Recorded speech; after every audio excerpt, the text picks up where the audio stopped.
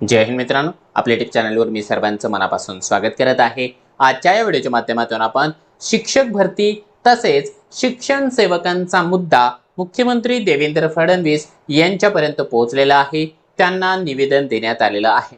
काय आहे त्या निवेदनाचा विषय, कोणामार्फत ते निवेदन देण्यात आलेलं आहे, त्याविषयी आपण थोडक्यामध्ये माहिती या व्हिडिओच्या माध्यमातून जाणून घेणार आहोत। परंतु तत्पूर्वी आपण जर चॅनलवर नवीन असाल तर आमचं चॅनल सबस्क्राइब करा, साईडचं जे बेल आयकॉन आहे त्याला देखील प्रेस करा, जेणेकरून शिक्षक भरतीच्या संदर्भामधल्या कोणत्याही माहितीची अपडेट आपल्याकडून मिस होणार नाही। चला तर मित्रांनो, बघूया महत्त्वाची ती माहिती। बघा मित्रांनो, आपल्याला जे आहे माहिती आहे की शिक्षक भरती जी आहे कशा पद्धतीने तारीख पे तारीख मिळून जे आहे डिले होताना आपल्याला दिसत आहे। तुम्हाला स्क्रीनवर दिसत असल्याप्रमाणे 26 तारखेला या ठिकाणी जे आहे मुख्यमंत्री कार्यालयाला निवेदन देण्यात आलेलं आहे। हे तुम्हाला दिसते या ठिकाणी, आणि हे निवेदन देण्यात आलेलं आहे आपल्याला दिसत असल्याप्रमाणे या ठिकाणी युवा विद्यार्थी असोसिएशन महाराष्ट्र राज्य यांच्या वतीने। आता हे थोडंसं या ठिकाणी जे आहे ब्लर दिसतंय, याची जी ओरिजिनल प्रिंट आहे ती मी तुम्हाला या ठिकाणी दाखवतोय। बघा, हे जे निवेदन आहे त्या निवेदनाचा विषय काय दिलेला आहे, माननीय मुख्यमंत्री महोदयांना निवेदन दिलेलं आहे। याचा जर विषय बघितला तर तो आपल्यासाठी आहे महत्त्वाचा, सर्वांसाठीच महत्त्वाचा आहे। जे शिक्षण सेवक आहेत त्यांच्यासाठीही, जे होऊ घातलेल्या शिक्षक भरतीमधून शिक्षण सेवक म्हणून लागणार आहे त्यांच्यासाठी देखील महत्त्वाचा आहे।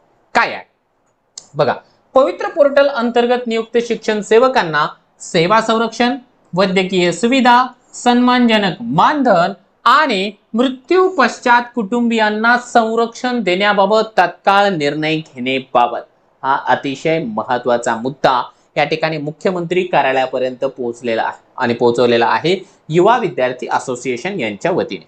बघा, यामध्ये काही संदर्भ जोडलेले आहे। तुषार देशमुख सरांचा अभ्यास या बाबतीमध्ये किंवा त्यांच्या टीमचा अभ्यास या बाबतीमध्ये खूप चांगला आहे। त्याने त्यांच्या परीने बरेचसे जे आहे या ठिकाणी रेफरन्सेस जोडलेले आहेत। तसा संदर्भ एक आहे state of Punjab versus Jagjit Singh यांचा जो समान काम समान वेतनाचा एक मुद्दा त्यांनी या ठिकाणी मांडलेला आहे। यूपी स्टेटचा एक मुद्दा त्यांनी या ठिकाणी सांगितला, किंवा बॉम्बे हायकोर्टचं एक जजमेंट आहे, ते जजमेंटचे रेफरन्सेस त्यांनी या ठिकाणी जोडलेले आहे। आणि या निवेदनावर त्यांनी बऱ्याच गोष्टी सांगितलेल्या आहे। फक्त मी थोडक्यामध्ये ना तुम्हाला त्यांच्या ज्या काही प्रमुख मागण्या आहेत त्या प्रमुख मागण्या या ठिकाणी दाखवतो। बघा, पहिला मुद्दा आहे शिक्षण सेवकांना तत्काळ सेवा संरक्षण म्हणजे सर्व्हिस सिक्युरिटी या ठिकाणी लागू करावी। बघा, शिक्षण सेवकांना सेवा संरक्षण नाहीये। जरी शिक्षण सेवक जीवाचं रान करून शाळेमध्ये शिकवत असेल, आपला संपूर्ण वेळ त्या ठिकाणी खर्ची घालत असेल, तरी देखील त्याला जे आहे सेवा संरक्षण नाहीये। अतिरिक्त ठरला तरी देखील त्याची काही कोणी गॅरंटी या ठिकाणी घेऊ शकत नाहीये। तर महत्त्वाचं आहे सेवा संरक्षण त्याला मिळणं। दुसरा महत्त्वाचा मुद्दा आहे शिक्षण सेवकांना सर्वसमावेशक वैद्यकीय सुविधा व आरोग्य विमा योजना लागू करावी। बघा, जे शिक्षक आपल्या सोबत काम करतात, आपल्या शिक्षण सेवकांच्या सोबत काम करतात, त्यांच्या फॅमिलीचा काहीही इश्यू असेल वैद्यकीय बाबतीमध्ये, त्या सगळ्या गोष्टी ज्या आहे शासन स्वतःच्या समजतं। त्यांना जे आहे या ठिकाणी मेडिक्लेम करता येतो, परंतु शिक्षण सेवकांना कोणत्याही प्रकारची जी आहे वैद्यकीय सुविधेचा लाभ घेता येत नाही। एक शोकांतिका आहे, खऱ्याच अर्थाने शोकांतिका आहे। कारण शिक्षण सेवकांना जेव्हा एवढी मेहनत घेऊन जे आहे शेवटी नोकरी मिळवली, शासन दरबारी स्वतःला आत्मसमर्पण केलंय, इतरांच्या लेकरांना स्वतःची लेकरं समजून या ठिकाणी जे आहे अहोरात्र त्यांच्यावरती या ठिकाणी मेहनत करतोय, आणि त्याला या गोष्टीपासून आपण वंचित ठेवतोय, हे चुकीचं आहे। हे खऱ्याच अर्थानं चुकीचं आहे। ही गोष्ट या ठिकाणी मुख्यमंत्री महोदयांपर्यंत पोहोचलेली आहे। त्यानंतर 3 नंबरचा मुद्दा जर आपण बघितला, शिक्षण सेवक कालावधीत दिले जाणारे मानधन सन्मानजनक व जीवन निर्वाहासाठी पुरेसे करण्यात यावे। हा देखील एक महत्त्वाचा मुद्दा आहे।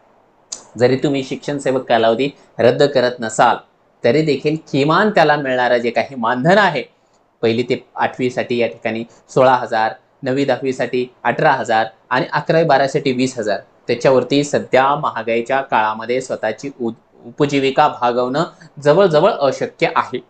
मग अशा कंडिशनमध्ये जर तुम्ही एकतर कालावधी रद्द करा, कालावधी जर का तुम्ही कमी करू शकत नसाल तर मग किमान त्यांना जे आहे स्वतःचा उदरनिर्वाह भागवण्यासाठी त्यांचं मानधन वाढवणं आवश्यक आहे, निश्चितपणाने आवश्यक आहे। ही गोष्ट देखील त्यांनी या ठिकाणी मुख्यमंत्री महोदयांना सांगितलेली आहे। त्याच्यानंतर जे आहे 4 नंबरचा मुद्दा, अपघाती मृत्यू झालेल्या शिक्षण सेवकांच्या कुटुंबियांना एका पात्र सदस्याला तात्काळ अनुकंपा तत्वावरती नियुक्ती देण्यात यावी, हा एक महत्वाचा मुद्दा आहे. आपल्याला लक्षात आलेला असेल की 2022च्या शिक्षक भरतीमधले आपले जवळपास 15 ते 20च्या आसपास शिक्षण सेवक बांधव जे आहे या ठिकाणी दुर्दैवीरित्या त्यांचं निधन झालेलं आहे. त्यांना शासनानं काही दिलंय का? काहीच दिलेलं नाही. त्याच्यापैकी बरेचसे लोक जे आहे ते स्वतःचे जे आहे बायको लेकरं यांचा देखील या ठिकाणी सांभाळ करत होते. अशा कंडिशनमध्ये त्यांची जर पत्नी असेल, त्यांची जर लेकरं असेल तर ते अनाथ झालेले आहे. त्यांचा विचार शासनानं अजिबात केलेला नाहीये. तसं न करता जर त्यांच्या कुटुंबामध्ये कोणी सुशिक्षित असेल तर त्यापैकी एकाला जे आहे अनुकंपा तत्वावरती नियुक्ती देण्यात यावी, ही एक मागणी या ठिकाणी केलेली आहे.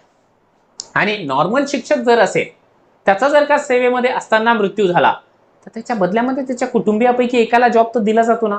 मग तुम्ही जे आहे शिक्षण सेवकांसोबत असा दुजाभाव का बरं करताय?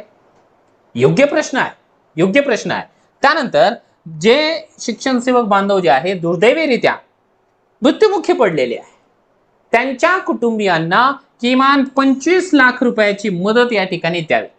बघा, पैसा दिल्यानंतर माणूस काय परत येत नाही हे आपल्याला माहिती आहे, परंतु तरी देखील एवढ्या पैशामुळे जे आहे त्याच्या कुटुंबावरती आलेली जी काही संकटाची वेळ आहे ती काही काळापुरती का होत नाही, टळू शकते.